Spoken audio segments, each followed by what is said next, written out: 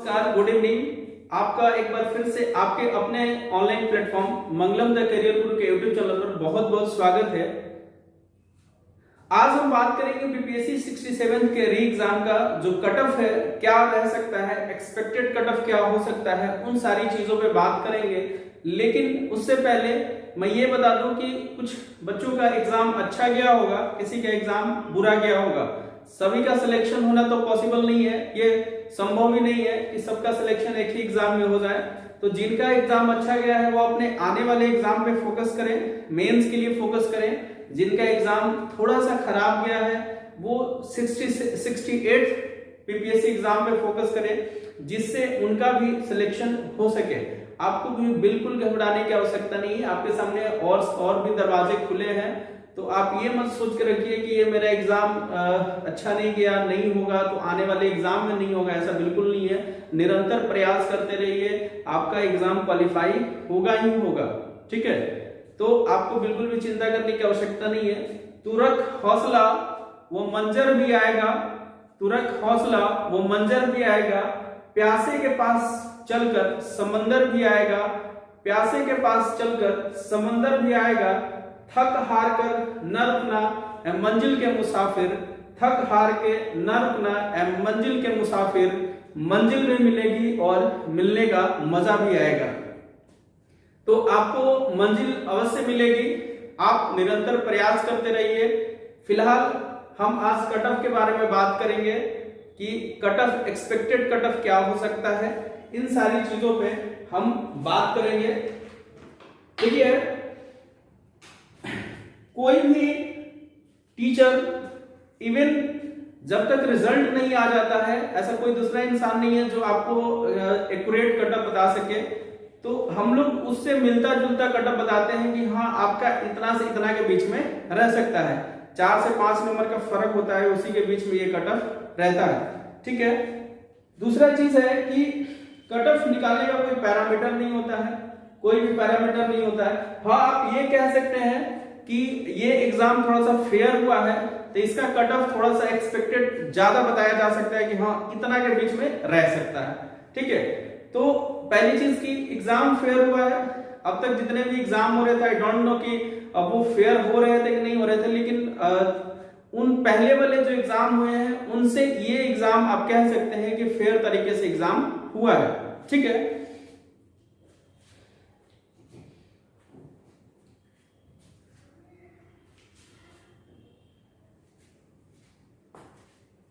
कुछ हम section wise में बात कर रहे हैं कि कहां से कितना क्वेश्चन आया है, उन सारी चीजों पे हम बात करेंगे। फिर फाइनली हम बात करेंगे कि कट ऑफ क्या रहने वाला है। ठीक है, तो पहले सब्जेक्ट को देख लेते हैं हम।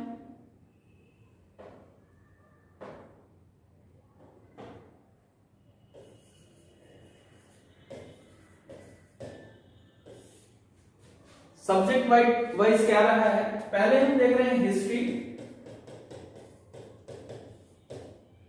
History and art and culture. Art and culture, यहां से लगभग 30 क्वेश्चन पूछा गया है। History and art and culture से 30 क्वेश्चन पूछा गया है।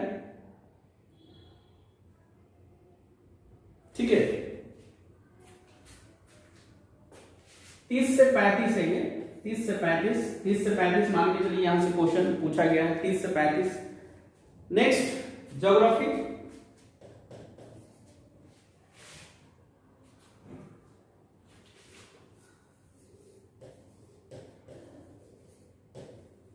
ज्योग्राफी से 15 क्वेश्चन पूछे गए हैं। ज्योग्राफी से 15 क्वेश्चन पूछे गए हैं। पॉलिटी से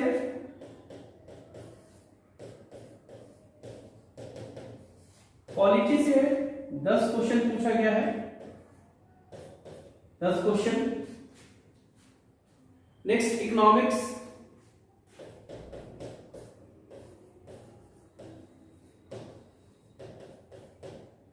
से 15 क्वेश्चन आया है।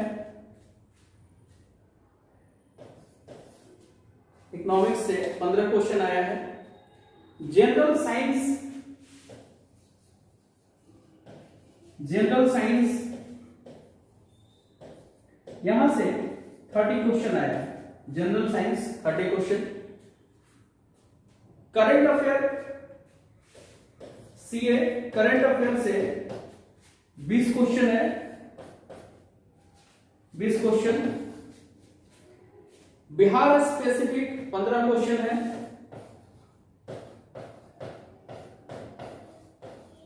बिहार स्पेसिफिक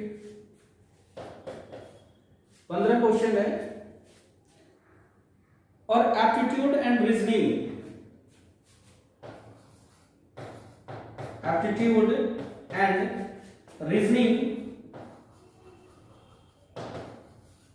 यहां से 10 क्वेश्चन पूछा गया है। ये टोटल जो क्वेश्चन है आपका 150 है। देखिए हिस्ट्री, आर्ट एंड कल्चर, आप ये कह सकते हैं कि ये पेपर न ज्यादा टफ था और नहीं ज्यादा इजी था, ये पेपर मॉडरेट था। तो मॉडरेट मींस कि बहुत ज्यादा क्वेश्चन इजी भी नहीं था, बहुत ज्यादा क्वेश्चन हार्ड भी नहीं था। ये क्वेश्चन मान के चलिए जो एग्जाम कैंसिल हुआ था उसी पैटर्न पे था, बस ये जो एग्जाम हुआ है फेयर तरीके से एग्जाम करवाया गया है, इसलिए इस एग्जाम का कट ऑफ थोड़ा सा कम रह सकता है। ठीक है, देखिए हिस्ट्री, आर्ट एंड कल्चर ये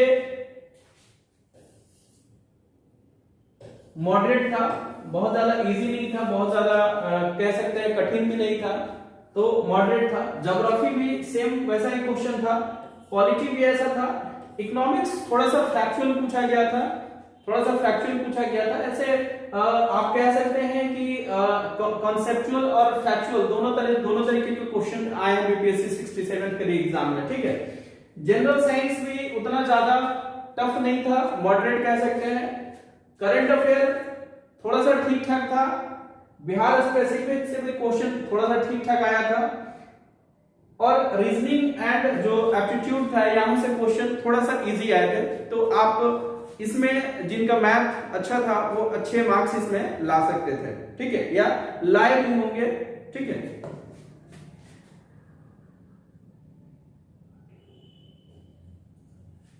नेक्स्ट कट ऑफ क्या रह सकता है, इस पे हम बात करते हैं। तो इससे पहले हम थोड़ा सा पोस्ट के बारे में बात कर लें। पोस्ट क्या था? पोस्ट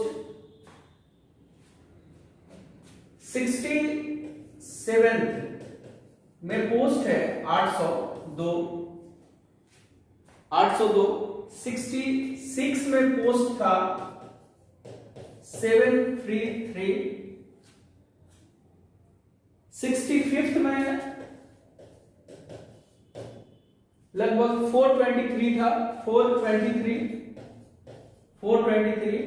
और 64 में था 1465। इसका तो कट ऑफ हमें नहीं पता है एक्सपेक्टेड, लेकिन 67, 65 और 64 का हमें पता है। 66 का जो था 108, 97 एंड 97 ये था।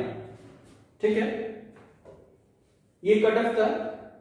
अब हम बात करते हैं कि 67 का कट ऑफ क्या हो सकता है। एक्सपेक्टेड कट ऑफ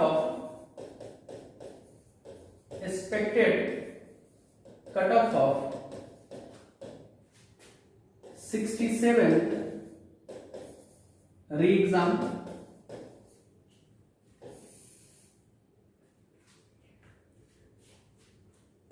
यूआर का क्या हो सकता है, ईबीसी का क्या हो सकता है, ईबीसी, बीसी का क्या हो सकता है, एसटी का क्या हो सकता है, एससी का क्या हो सकता है, लास्ट को देखेंगे हम ईडब्ल्यूएस का क्या हो सकता है।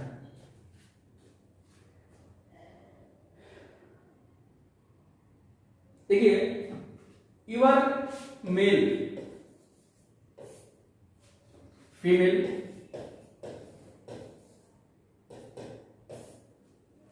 इनका जो कट ऑफ यूआर का हो सकता है वो 95 से लेकर के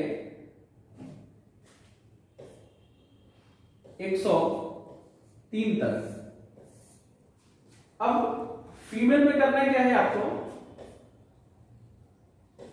प्लस माइनस 4 कर लीजिए, -4 कीजिएगा, सिर्फ -4, प्लस माइनस नहीं, -4 कर लीजिए।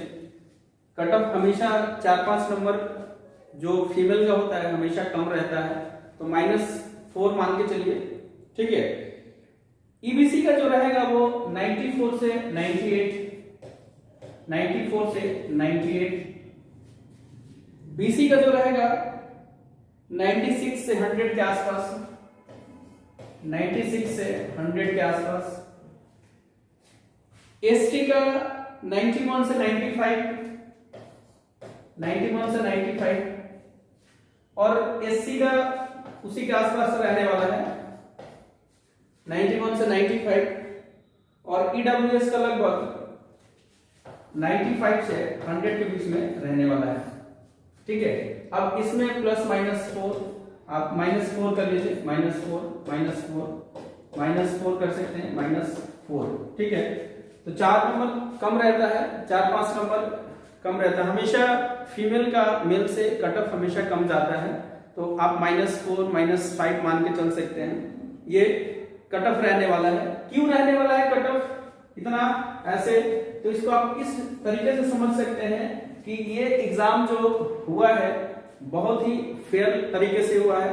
तो फेयर तरीके से हुआ है, और ऊपर से क्वेश्चन जो है ये ज्यादा इजी नहीं है, मॉडरेट लेवल का है, तो जाहिर सी बात है थोड़ा सा कट ऑफ कम जा सकता है पिछली बार की तुलना में। अब देखिए, जिन बच्चों का लगभग 105 के आसपास आ रहा है, 105 वो मान के चल रहे हैं कि 105 उनका आ रहा है, तो वो तो 110% अपने मेंस की तैयारी में लग जाए, ठीक है। जिन बच्चों का 100 के आसपास आ रहा है, 100 आ रहा है, वो भी मेंस की तैयारी में लग जाए, मेंस की तैयारी में लग जाए। बाकी जिन बच्चों को लगता है कि मेरा एग्जाम वीक गया है, थोड़ा सा खराब गया है, उन बच्चों के लिए मेरा सजेशन यही रहेगा कि आप 68 बीपीएससी एग्जाम की तैयारी के लिए पूरा फोकस हो जाइए। साथ ही आप सिलेक्टेड चीजों को पढ़िए।